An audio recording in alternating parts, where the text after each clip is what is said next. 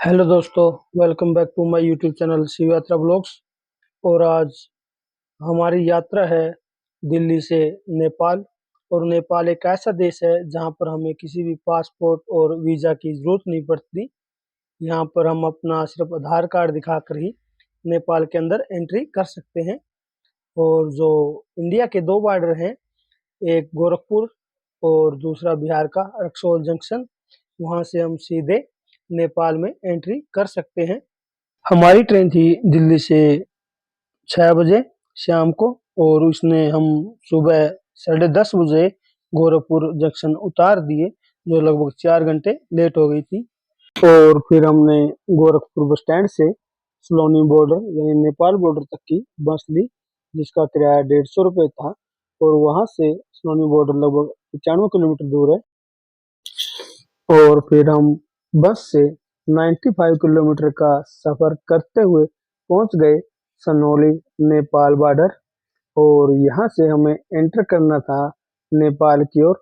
और यहाँ पर आप देख सकते हैं, यहाँ पर चेकिंग की जाती है, फिर आपको नेपाल की ओर जाने दिया जाता है। आपको यहाँ पर अपना आधार कार्ड दिखाना होता है। और नेपाल में एंट्री करते ही हमारा सबसे पहला काम है इंडियन रुपीज को नेपाली करेंसी में कन्वर्ट करवाना। और ये देते हैं आपको 100 रुपये इंडियन रुपीज के 160 नेपाली रुपए। और आपको यहाँ पर एक सिम भी लेना होता है, क्योंकि नेपाल में एंट्री करते ही जो इंडियन सिम है वो ऑटोमेटिकली बंद हो जाएगा। तो आपको यहाँ का सिम लेना पड़ता है, जो आपको 400 रुपये में 7 डेज के लिए मिल जाएगा। और फिर हमने यहाँ नेपाल से पोखरा के लिए एक टैक्सी ली, जिसने हमें पोखरा तक के 1050 रुपये चार्ज किए। और अभी हम जा रहे हैं पोखरा, क्योंकि पोखरा भी एक नेपाल का बहुत ही सुंदर शहर है। यहाँ पर आपको बहुत सारे मंदिर, झीलें और भी बहुत कुछ यहाँ पर देखने को मिलेगा। जैसे इंडिया की तरफ सनौली बॉर्डर है, उसी नेपाल की साइड एक बहेलिया बॉर्डर है। और वहां से जो पोखरा की दूरी है वो लगभग 183 किलोमीटर है। और उसी का हमें अभी सफर तय करना है। और जो ये सफर था, ये बिल्कुल पहाड़ों के बीच में था। जैसे हम उत्तराखंड के पहाड़ देखते हैं, वैसे ही यहाँ पर भी चढ़ाई करके जाना पड़ता है। कभी पहाड़ों के ऊपर चढ़ना पड़ता है, तो कभी पहाड़ों के बिल्कुल नीचे जाना पड़ता है। तो इसी तरह पहाड़ों को खोद खोद कर यहाँ भी ऐसे ही रोड बनाए गए हैं।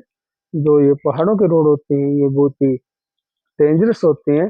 जो ड्राइवर इन रोडों पर कभी गाड़ी नहीं चलाई, वो यहाँ चला भी नहीं सकते, क्योंकि यहाँ रोड बहुत ही मुश्किल होते हैं, क्योंकि जगह जगह पर यहाँ मोड़ होते हैं। और पहाड़ों को ऊपर नीचे चढ़ाना इतना आसान नहीं है। तो आप देख सकते हैं, यहाँ पर बहुत खतरा भी रहता है, क्योंकि किसी समय भी ऊपर से पहाड़ फिसल भी सकते हैं। पहाड़ों में बहुत जगह ऐसे भूस्खलन होते रहते हैं। और ये 183 किलोमीटर का सफर करने में हमें बहुत समय लगेगा। पहाड़ों में दो ही चीज बहुत अच्छी होती है, कि यहाँ का खाना और दूसरा यहाँ का पानी। यहाँ पहाड़ों से निकलने वाला पानी किसी अमृत से कम नहीं होता। क्योंकि अगर आप आरओ का पानी पीते हो शहरों में, और अगर इस पानी को पियोगे, तो आपको ये बहुत ही अमृत समान लगेगा। यहाँ का पानी बिल्कुल ही शुद्ध होता है। और हम बहेलिया से लगभग 2:30 बजे चले थे, और अभी आधे रास्ते ही पहुंचे हैं। और टाइम हो गया है हमें लगभग 5:30 से 6 के बीच में। और अभी हमारा आधा रास्ता बाकी है, क्योंकि यहाँ पर जितने भी किलोमीटर होती है पहाड़ों के, वो बहुत ही ज्यादा समय लगता है यहाँ पर। क्योंकि यहाँ पर जो रोड होते हैं वो बहुत ही टेढ़े मेढ़े ऊंचे नीचे होते हैं। तो यहाँ पर गाड़ी चलाना बहुत ही कठिन होता है। और जो हमारा यहाँ नेपाल आने का मुख्य मकसद था, वो है पशुपतिनाथ भोलेनाथ जी के दर्शन करने। और आज हम पोखरा आए हैं। पोखरा में भी कई ऐसे मंदिर हैं जो भगवान भोले से संबंधित भी हैं। और जो पोखरा से थोड़ी दूर आगे एक मुक्तिनाथ मंदिर है, जहाँ पर भगवान विष्णु का बहुत ही प्यारा मंदिर है, जहाँ पर बताते हैं दर्शन करने से, स्नान करने से मोक्ष की प्राप्ति होती है। अब हम वहाँ भी जाएंगे यहाँ से, और उसके बाद हम भगवान भोलेनाथ के पशुपतिनाथ के रूप के दर्शन करेंगे, जो यहाँ काठमांडू में है, नेपाल के काठमांडू में, जो यहाँ की राजधानी भी है। तो ऐसे यहाँ पर और बहुत सारी चीजें हैं नेपाल में देखने के लिए, घूमने के लिए, जो आप यहाँ पर कर सकते हैं। या यहाँ पर और भी जैसे एवरेस्ट माउंटेन, अन्नपूर्णा माउंटेन, तो आप वहाँ पर भी ट्रैकिंग कर सकते हैं, क्योंकि यहाँ नेपाल जो पहाड़ हैं वो ट्रैकिंग के लिए जाने जाते हैं, और बहुत से पर्यटक तो यहाँ पर सिर्फ ट्रैकिंग करने के लिए ही आते हैं, और ज्यादातर इंडियन यहाँ पर भगवान भोलेनाथ के पशुपतिनाथ जी के दर्शन करने आते हैं।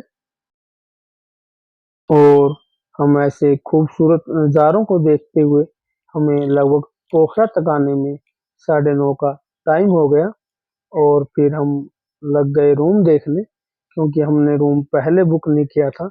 हमने सोचा रूम को वहीं जाकर लेंगे। और ऐसे ही जगह जगह पर हमें बहुत सारे खूबसूरत नज़ारे देखने को मिले, जो पहाड़ों से होते हुए हम जब पोखरा की साइड जा रहे थे।